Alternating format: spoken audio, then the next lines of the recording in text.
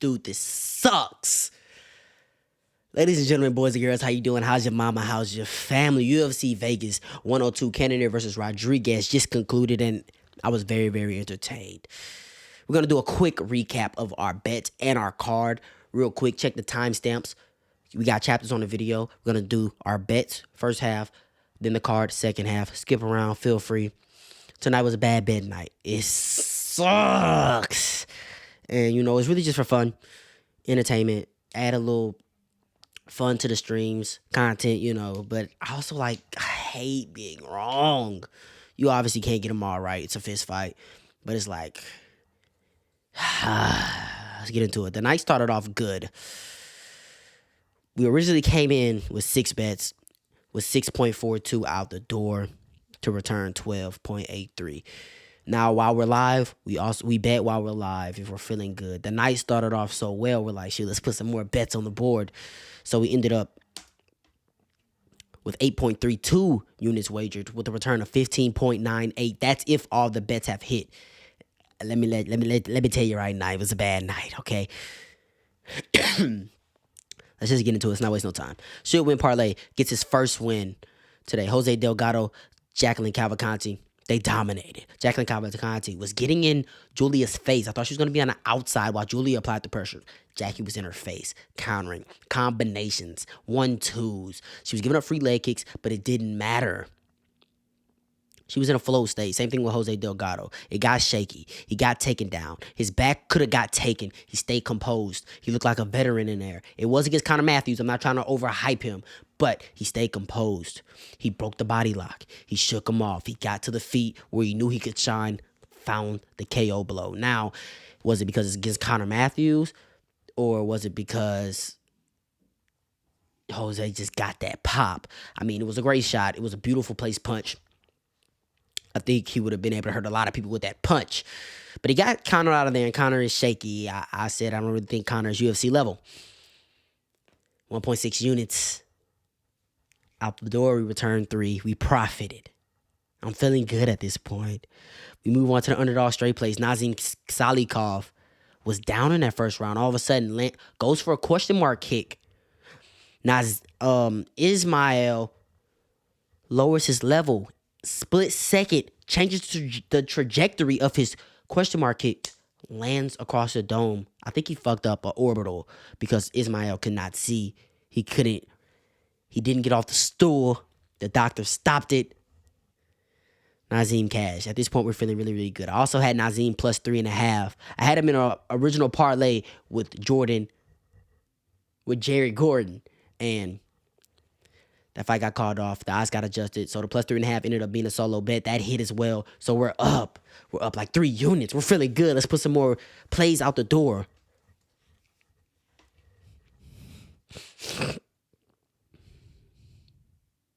None of these plays were played live, by the way. We had these coming in. Chaos Williams. Wow. There was not one thing in that fight that he was better at than Gabriel Bonfim. I thought he was going to be able to impose his will. Gabriel Bonfim was faster. He was flowing in there. He was more accurate. He was moving. He was dancing in there. Like, he looked as comfortable as I've ever seen him in the cage. He was picking Chaos apart with the jab. The jab was beautiful. The low kicks, the right hand behind it. Eventually finds that Darce choke, puts Chaos Williams out cold. One of the scariest go to sleep submissions I've ever seen. Got use of Zalal. This one sucks because if Zalal was going to lose a round, I thought it would be the first one. He won the first one convincingly. Couldn't get touched. Won the second one. Was starting to get a little touched. Calvin Cater started to get closer to the mark, but we're up 2 rounds. And at this point, I'm like, okay, Yusuf. Calvin's going to come out firing at all centers, chasing you down with the most pressure that he's giving you the whole fight because he knows he needs a finish. Yusuf was on his bike the whole fight, could not secure takedowns. I'm like, okay. Yusuf, I need you to go forward. I need you to stand your ground. Don't let him just make you run around. And he just ran around. I'm not going to say he completely disengaged in the fight, but he kind of disengaged in the fight. Because he knew he was up. And yeah, he just stayed safe. Landed his jab at times. He actually attempted a takedown. Didn't matter. And there's the Nazim Sadikov plus 3.5. So we're still up at this point. We're still up 2.5 units. Like, we're feeling good.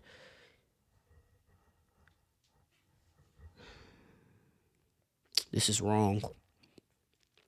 Yes, I do this on Google Slides. Leave me alone. Not in the mood. This is wrong. This is win one, lose one at this point. And this sucks. And I don't give these picks out for you to tell. Even though I think a lot of people played these. I think a lot of people played Gregory Rodrigues. I don't give you these to tell. But this is my pride and joy. This is what I take the most in. This is my pride and joy. These are my most confident picks in the casual part. This is my pride and joy. I take the most pride in this. So when it loses, it literally dampens my mood. Dude. 6-5 is so bad. I know it's bad.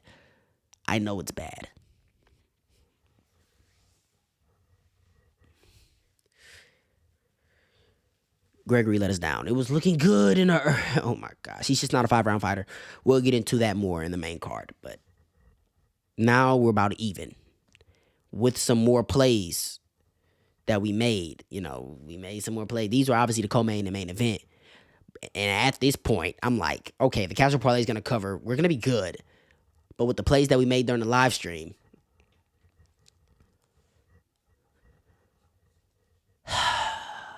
Dylan Bucker was spirit a moment, okay? I was like, I want to do Andre Petrosky plus 3.5, and I was scared. And I wanted to do plus 3.5. Blake did straight up because he saw Minty Betts double down on it. I was like, I want to do plus 3.5.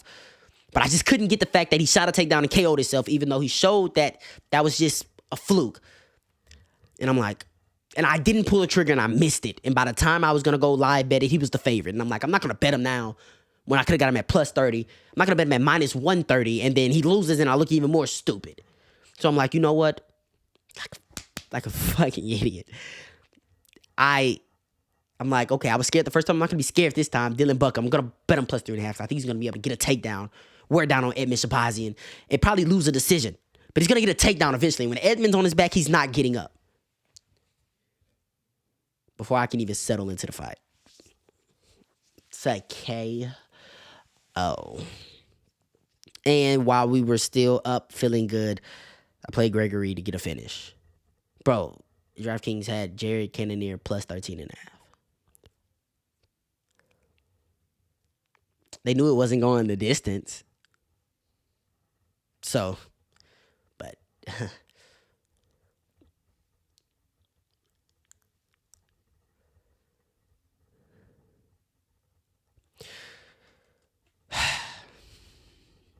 we went negative. First negative stream since we've been doing this format. First negative stream. We went negative. We didn't even break even. We were damn near 3 units negative. That's horrible.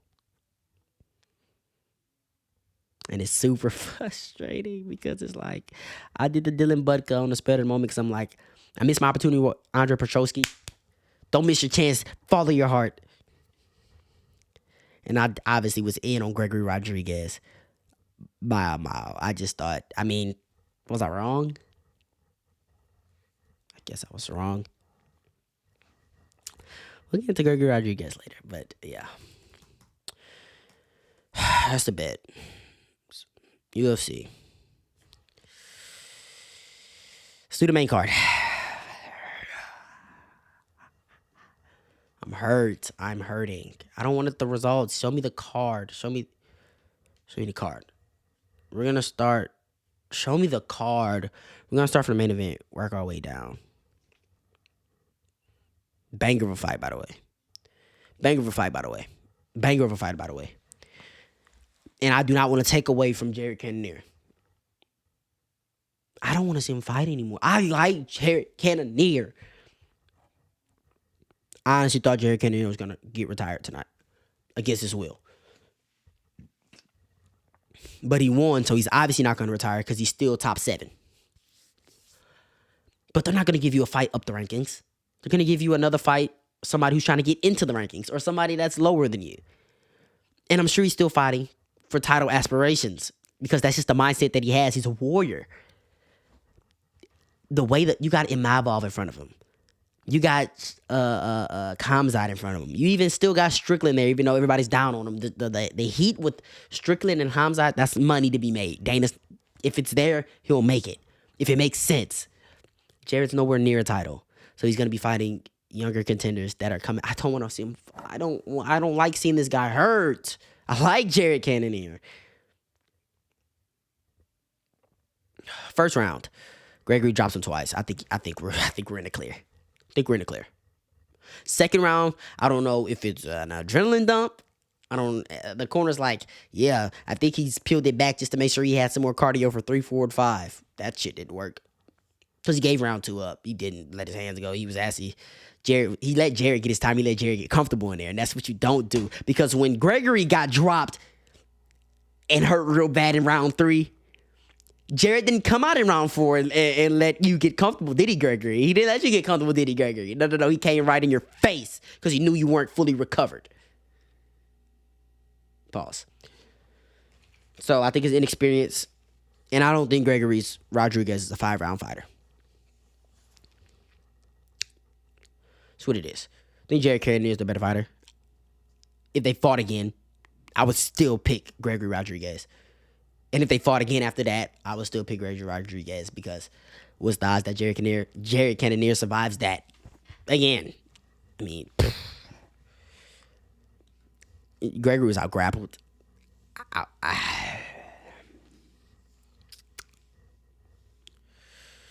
Back to the drawing board for Gregory. Jared's dangerous in the pocket still. I mean, you let him land, you give him this chance, he's still dangerous. His offense is not a problem. It's just the durability. And the older he gets, he was hurt. He took a lot of damage in his fight still, even though he doesn't look it like it. He took damage in his fight still, so durability is going to go down. And his natural ability, his athleticism is just going to go down as well as he gets older. I don't want to see Jared Cannonier fight anymore. This is supposed to be quick, so let's speed it up. Calvin Kattar, Yusuf Zalal, I kind of spoke about this. Zalal just danced around, stayed on his bike, jabbed, shot a few takedowns, keep it on his mind. Not all of them he committed to, but the ones he did commit to, he still couldn't get. Kattar was on point with that. And he was trying to walk him down. Calvin was not cutting the cage off, similar to how Jackie was cutting the cage off whenever Julia tried to be lateral. Obviously, Julia's lateral movement is nowhere near Yusuf Zalal's, but Calvin was not cutting the cage off. He was really following and circling, and Zalal was just going to dance around you all night if it came down to that. So this fight, I'm not going to say it wasn't competitive, but it was clear.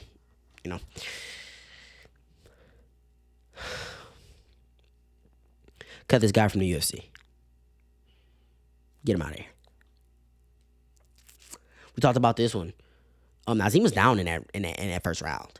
And it was looking troublesome because Ismail was so fast in there. He was landing combinations going forward. Nazim couldn't get his timing. Wasn't really landing any of his kicks. His jab was a bit behind. He seemed slower in there. He seemed composed. He didn't seem overwhelmed.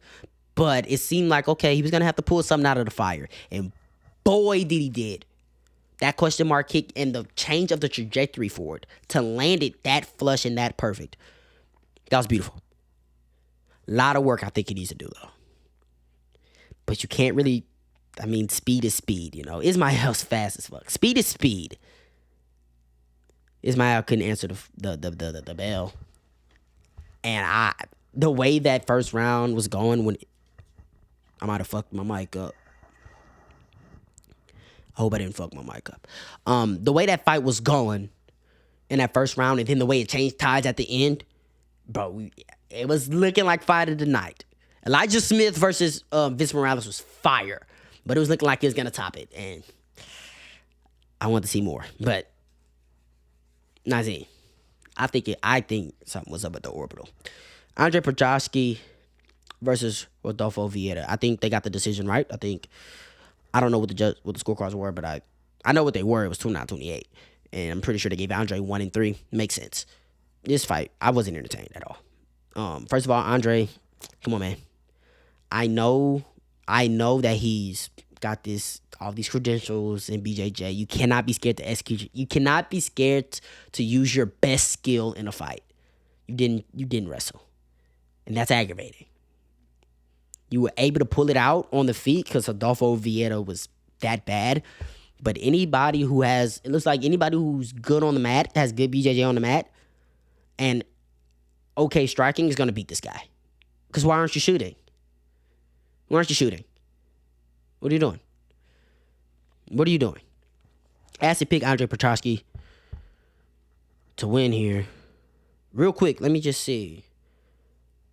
0-1, 1-1.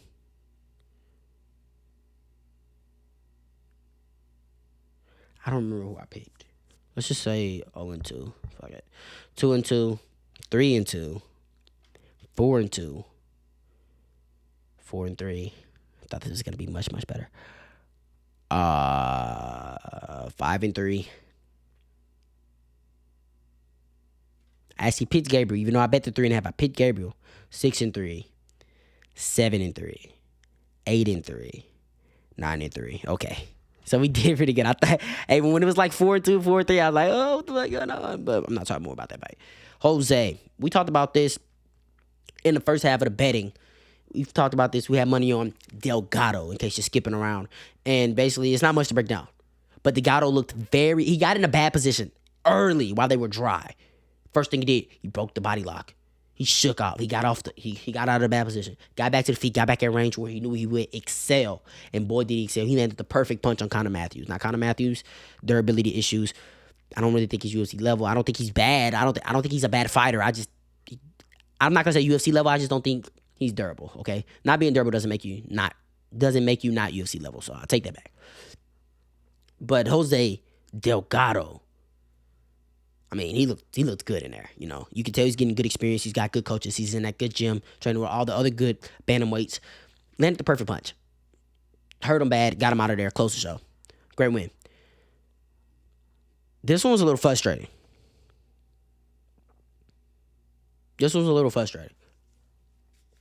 Wait, hold on. I got that right. Hold on. I'm sorry. Let's say 1-2, 2-2, 3-2, 4-2, 5-2. Wait, no, I got this wrong. Yeah, 9-3. I think Ketlin Souza won this fight. I think Ketlin won 2-3. I gotta look up the scorecards. I think Ketlin won 2-3. I did. I think Angela had a really good first round. I don't know if it was Ketlin starting slow or Angela starting too fast. But in round 2 and 3, Angela looked like she had significantly less energy and less pop on her shots. She got away from the jab in the second round. She wasn't even pumping that out. She got more of a slugfest. I don't know what the game plan behind that was, but because her jab was so pretty in the first round. Let me know who you guys think won this fight. I feel like as if Ketlin Souza won this fight. And I was a little shocked when they said Angela Hill. I really didn't even expect a split decision. Angela was powering through the cardio. Like, she was powering through. She looked tired, but she was powering through. Ketlin looked much fresh in 2 and 3. And I think Ketlin,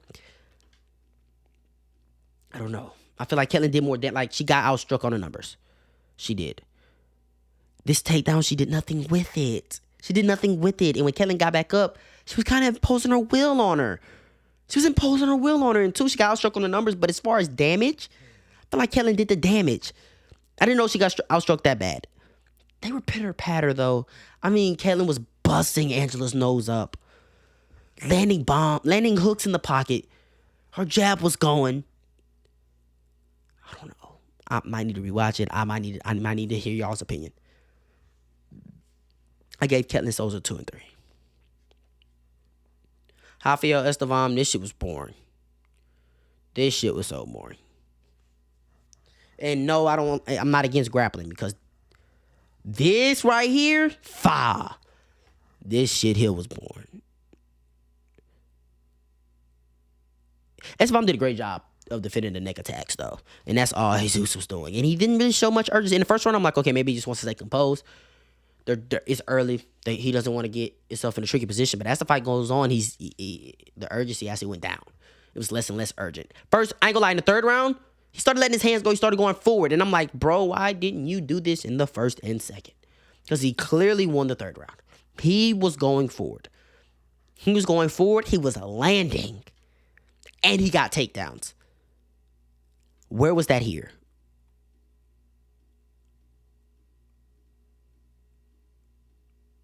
He basically got out grappled. It was a clear decision. And I ain't gonna lie, in the third round, it looked like Rafael just took it off. Let's just stay safe. I won 1 and 2. Haha. I bet you can't finish me.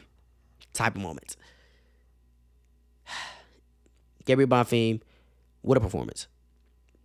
What a performance. What a performance. He was in there. He was patient, but he was kind of styling on chaos. Not kind, he was styling on chaos. He was dancing there. He was flowing in there. His jab was on point. His low kicks were on point. He was just so much fun. He really made chaos look slow.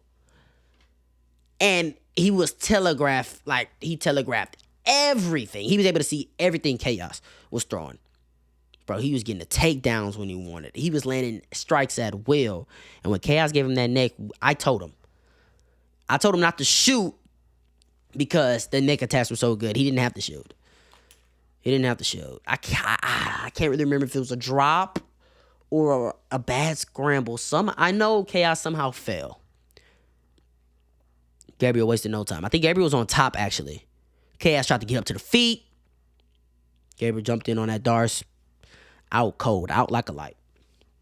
Really good performance of Gabriel Bonfim. Moving on. This is my fight of the night. Who won fight of the night? Performance of the night. Oh, Jared Cannonier. I'm tripping. This was clearly fight of the night. I'm tripping. I'm just hurt with Gregor Rodrigues, so I'm like trying to put it out of the back of my mind because the casual parlay lost, and that hurts. That really, really hurts. Yes, that was clearly the fight of the night. This is second place, damn it. This was good. I was really, really entertained. Elijah Smith, the 22-year-old, very promising because Vince Morales is no slouch, and he's a veterinarian. He's been doing this for a very, very long time. Elijah looked so fast in there. His uppercuts, money uppercuts, money with the jab, and he was just doubling up on it, tripling up on it, quadrupling on it. And he was able to wrestle. Crazy scrambled eggs, stay safe against Vince Morales' submissions. And I think it was 1-1 going into the third with Elijah Smith pulling it away towards the end with those uppercuts, buzzing Vince up. Vince slowed down at the end. He looked like he had nothing left. Elijah started taunting him. Started getting the showman's factor into it. And then, once they do that, it's over. It's over. It was a really, really good fight. I hope I'm not going too fast for it. I really enjoyed it. It's a fight I will rewatch. This was a really good fight. Because there were some times where Elijah ended that second round. Was it the second round? Kind of in a standing, what would you call that? Was it a standing rear naked? Was it a standing bulldog choke? What would you call it? It was the Shavkat versus Jeff Neal type of choke. And he was gargling. And he had 5 seconds left. And if there was more seconds left, it would have been bad. So there are some things he needs to clean up. He needs to work on finishing rounds stronger. Like, he'll be winning the round, and then he'll end the round leaving a bad taste in your mouth. It's like, you got to work on that. Because as you go up in competition, all those moments will count. Elijah Smith looked great, though. Walter Walker pulled the heel hook on Dontel Mays. I mean, Dontel Mays came out there. He was waiting on the shot, not letting his hands go. He was waiting on the shot. And even though he was waiting on the shot, he still couldn't stop it. Walter Walker looked in great shape tonight, by the way. And then he pulled heel hook. That's his thing. He pulled heel hook. I doubt he does that as he goes up and higher in the rankings, but he pulled heel hook on Dontel Mays. Honestly, the best case scenario, I did not want to have to watch any longer than this of this fight. And I'm happy Walter Walker got a finish. Dusting some of that dirt off his name. Some of the dirt from me. And then this one, she was on a should win parlay. We got her at minus 395. She ended up being minus 700 at some points. She got in Julia's face, and she just outclassed her, outdogged her, outworked her, and retired her. Julia retired tonight. Cavalcanti, she wasn't care about no leg kicks. She needs to start caring. She needs to start checking those. But, man, I thought Jacqueline was going to be on the back foot on her bike while Julia's coming forward, running into punches. Jacqueline was bringing the punches to Julia. And, Julia couldn't move. She was smothering Julia. I brought up Yusuf Zalal. Yusuf Zalal was lateral movement. Calvin Kattar was following. Obviously, Zalal's lateral movement is leaps and bounds better than Julia's. But what I'm saying is, when Julia was trying to lateral, instead of following her, she would mirror her, cut the cage off. She couldn't go anywhere. Jacqueline kept her on the fence every time she wanted to. and was just letting her hands go. It was a really, really good performance. Really, really good performance. I want to see her fight another meaningful opponent because she has some good wins on her record. Nora Cano, Josephine Nunez. I don't really know who else. I'll be honest. But I want to see her fight another good contender. That's going to be it for this. It sucks being down. It sucks being down, bruh. But we back next week. You dig what I'm saying? We'll be back. We'll be back. Like, comment, subscribe. Don't be stingy. Share me. Share this to somebody. I know they enjoy just like you did. You ain't got to go home, but you got to get up out of here, man. Yeah.